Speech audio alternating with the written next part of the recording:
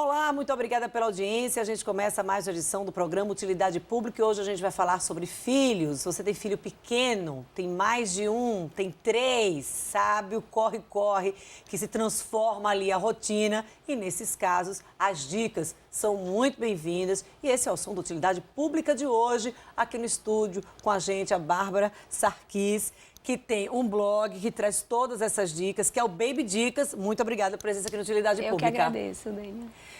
Queria começar com um assunto. Geralmente a mãe de primeira viagem tende, claro, além ali das orientações dos profissionais que acompanham, tende ali a procurar agora no mundo virtual como ser a mãe ideal e assim não ser pega de surpresa por nada que aconteça. Isso funciona? Dênia, eu acho assim, você pode buscar todo tipo de informação. O que você não pode é se comparar. Por exemplo, o que eu peço muito às minhas seguidoras, às minhas leitoras, é que não compare a rotina delas com a minha. Porque assim, o que pode acontecer lá em casa, eu com 3, pode não acontecer na casa dela, que tenha um filho só, onde assim, a rotina supostamente seria mais tranquila. Tem inclusive um vídeo que você traz, e aí eu tô falando porque assim, olha, a Bárbara, ela tá falando porque ela sabe o que ela tá dizendo, porque ela é mãe de 3 filhos, inclusive é advogada e acabou se tornando mãe. Eu larguei, depois integral. Do primeiro filho, eu realmente larguei a advocacia e me tornei mãe em tempo integral. A gente sabe que essa não é a realidade da maioria das mulheres, porque aí tem que conciliar ali, independente se tem um filho, 2 ou 3, com o trabalho, com aquela rotina, mas assim, também não adianta, olha, né? Porque aquela outra mãe diz que tá super fácil, que consegue tudo, que você vai conseguir, porque as realidades são bem diferentes. Além das realidades serem muito diferentes, assim, o que está por trás de um celular, de uma tela, a gente não sabe qual é a realidade que está passando por ali, né? Assim, eu tento mostrar minha realidade nua e crua. Todo mundo até fala, nossa, às vezes você é muito realística, assim, é um choque de realidade. Mas eu preciso mostrar aquilo para a pessoa achar que com ela também, quando acontecer com ela, é natural que aconteça. Uma criança gritando no meio do shopping, dando birra. Porque assim, às vezes você vê crianças perfeitinhas que não choram, que não brigam. E assim, lá em casa não acontece. É briga, é menino que se joga no chão no meio de um shopping, no mercado que tá chorando porque quer um biscoito e eu não quero dar. Então assim, é a minha realidade, sendo que a pessoa pode tirar alguma coisa daquilo ali e se encaixar na dela. Não quer dizer que todo mundo vai ter a mesma realidade. E aí a gente separou, para quem está em casa, um vídeo que a Bárbara postou, tá lá no YouTube. E aí vocês vão entender aí como é que funciona aí, como é que ela passa essas dicas para você, mamãe, que anda desesperada e achando que é só você não consegue dar conta dessa turma. Vocês acompanham agora.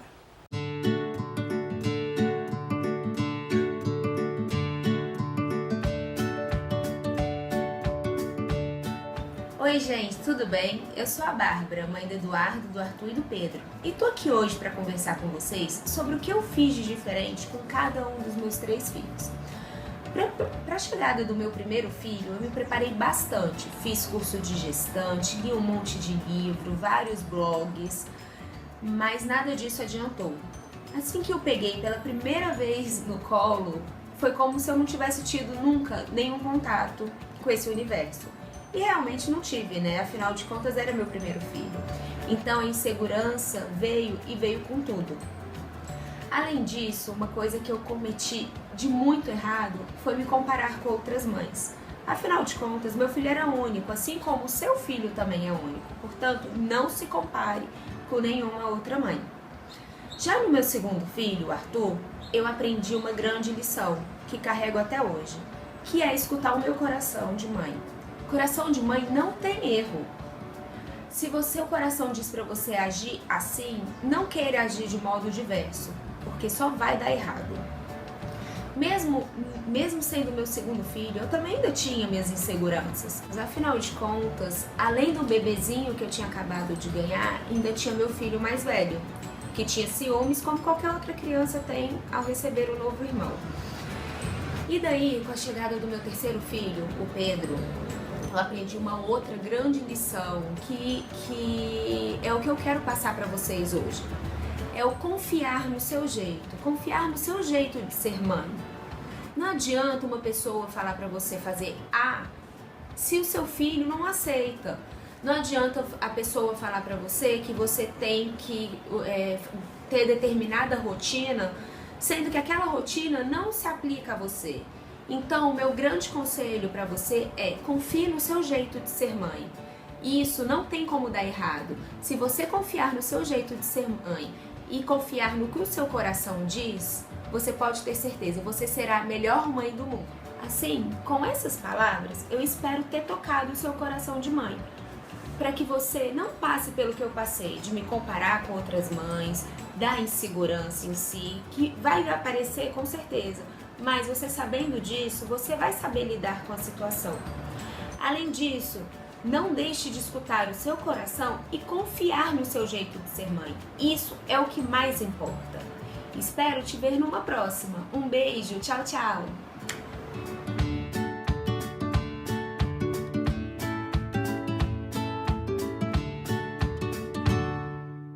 Então, esse vídeo daí, Bárbara, ele traz uma outra coisa bem legal, que é a diferença entre os filhos. Dani, eu quis mostrar o seguinte: no primeiro filho a gente é muito crua, a gente não sabe de nada, assim, a gente tá recebendo um bebê ali, você não tem uma cartilha, né, onde você vai aprender o ABC.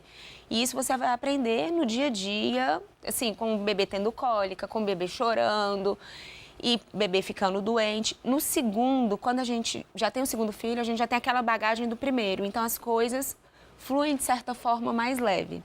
E no terceiro é aquela história, né, ele é de ferro, porque é tudo muito tranquilo. Eu vejo agora com o meu terceiro, que tem 1 ano, se eu tivesse começado por ele, eu tenho certeza que o meu primeiro filho não teria sofrido tanto com as minhas cobranças, eu não teria sofrido tanto, assim, querer ser uma mãe perfeita, porque, gente, não existe mãe perfeita, você é perfeita, você é a melhor mãe que você pode ser pro seu filho. E assim, tem muito isso, porque geralmente quando a gente fala assim de que os filhos conversando, tem muito, olha, não, o pequenininho sempre se passou a mão na cabeça. Eu não sei se é passar a mão na cabeça. Eu acho que tem muito isso da mãe também, já tá assim mais habituada, já cobrar menos, já ser menos estressante mesmo, menos tensa aquele dia a dia, menos tenso aquele dia a dia. É exatamente isso. Até meu filho mais velho, agora com 5 anos, fica assim: porque tudo sou eu, você só pede as coisas pra mim. O Pedro, que é o bebê, o Pedro não faz nada.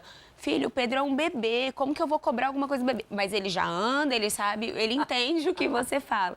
E assim, você realmente é uma coisa muito mais leve. Eu não vou exigir dele um comportamento que eu exigiria... Um exemplo, na prática, alguma coisa que você assim, exigia muito do mais velho, que agora você já está relevando? Vamos lá, alimentação. Eu era extremamente rígida com o coitado do Dudu. Ele tinha que comer tudo que tivesse no prato, salada. Uma coisa que ele nunca gostou foi tomate. E eu enfiava a goela abaixo do menino. Resultado, hoje ele não aguenta ver o tomate na mesa. Com o Pedro, não. O que é que eu faço? Coloco ali, tem o pratinho dele, ele come com a mão. Eu não fico enfiando a colher goela abaixo dele. E isso, eu vejo que ele se alimenta muito melhor do que o meu, que eu exigi tanto, o primeiro. E essa convivência entre os três, assim, já tendo tido essa diferença aí no dia a dia e na criação? Então, o Dudu, eu vejo que ele é um pouco mais estressado do que os outros dois. O do meio é o mais velho. É o mais velho. O Arthur é o do meio, ele é um poço de tranquilidade. O Pedro já é mais genioso, mas assim, eu sinto que ele é mais leve do que com o Dudu. E eu acho que a culpa realmente é minha, eu assumo. Porque eu exigi muito dele. Mas tem muito do gênio mesmo também, da criança. Tem, cada um tem uma personalidade totalmente diferente, assim, por mais que sejam da mesma barriga, mesma criação, são 3 pessoas completamente distintas. Você trouxe aí uma questão chamada culpa.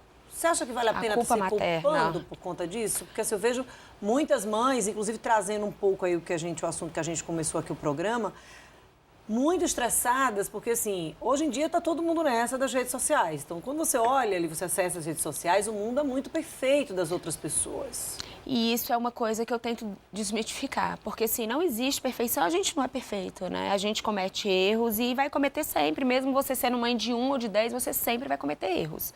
Seja na criação, seja na forma de educar, seja na forma de repreender. E assim, essa perfeição do mundo materno não existe. Você querer se comparar a supostamente uma pessoa que você está vendo ali atrás tela do celular e tudo ali com ela acontece de uma forma tão perfeita. E aí, olha, ela tem 3 filhos e assim, tá tão magrinha, por que não Escuto eu? muito isso. E assim, gente, por que eu fiz isso? Porque eu sempre me cuidei muito. E assim, depois do meu 3º filho, eu vi ali, minha barriga não voltava, o corpo tava realmente uma droga. Eu falei, agora é hora de eu me cuidar. E eu sabia que deixar meu filho, meu bebezinho ali com 3 meses, durante 1 hora para eu ir para academia, ele não iria morrer de fome, porque ele teria mamado antes. Eu sei, é uma rotina que você tem que estabelecer. Isso é uma dica que eu dou para todas as mães.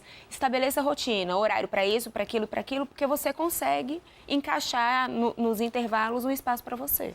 Você estava falando aqui logo no início também da reportagem que, assim, olha-se muito na internet, mas, assim, na hora que chega o primeiro filho, você acha assim, meu Deus, você não lembra de nada, né? Que Você leu viu. muito e, ao mesmo tempo, você não sabe nada. Tem alguma coisa que você, assim, tenha lido, tenha buscado, mas na hora que aconteceu, você A achou... amamentação foi, assim, eu li muito, porque eu sempre sonhei em amamentar. Só que o primeiro dia que eu estava em casa, depois dos 3 dias no hospital, meu peito empedrou e eu tive mastite. E eu lembro que eu tinha lido tudo a respeito de amamentação.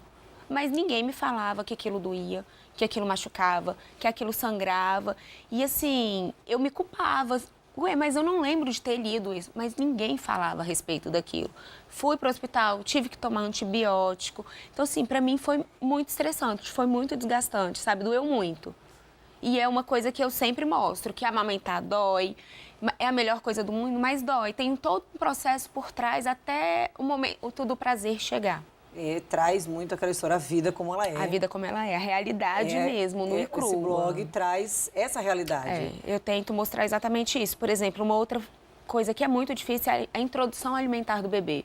O bebê estava ali acostumado a só mamar, ou na mamadeira, ou peito, enfim. De repente, você tem que enfiar uma comida para o menino comer, um sólido, um pastoso, por mais amassadinho que seja, é tudo muito diferente.